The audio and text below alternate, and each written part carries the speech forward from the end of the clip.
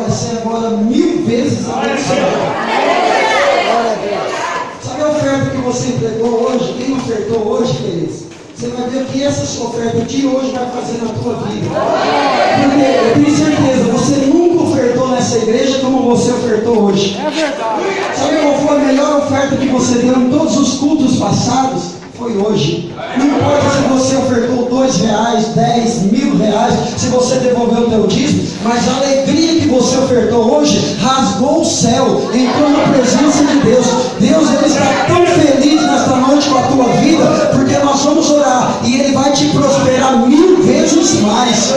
Irmãos, isso aqui vai salvar vidas, isso aqui vai abençoar famílias. Esta é a igreja de Jesus Cristo, a igreja que não tem nenhum necessitado, ninguém passa fome no meio do povo de Deus. E eu quero dizer com autoridade, com muita alegria, aqui no Jardim Portugal, ninguém vai passar fome em nome de Jesus. Aleluia. Então estenda sua bexiga aqui para frente. Aleluia. Glória a Deus. Irmãos, esse é o primeiro Tadel. Você vai ficar com vontade de vir em todos os Tadéis. Por quê? Porque Tadel vai ser essa festa sem. E não acabou. Isso é só o começo. Você vai trazer o quilo do amor. Você vai trazer a sua cesta básica na célula. Você vai querer estar na célula. Você vai querer trazer teu dízimo, a tua oferta no Tadel. Porque você vai ver o que Deus vai fazer na tua vida. A partir de hoje, em nome de Jesus, feche os seus olhos. E comece agora a abrir a tua visão espiritual.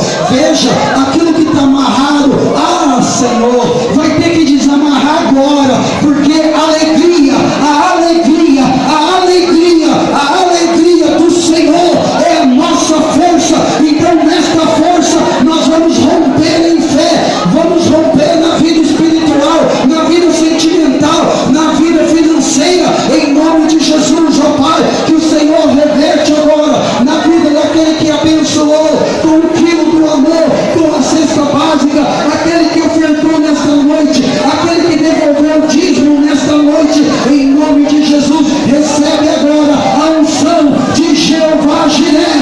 Jeová Jireh, toca agora nesta vida, toca nesse homem, toca nesta mulher, e em nome de Jesus as portas já se abriram.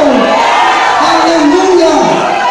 Quem crê, diga eu creio, em nome de Jesus. Amém, queridos? Pega a Bíblia rapidinho aí, não podemos perder esse pique.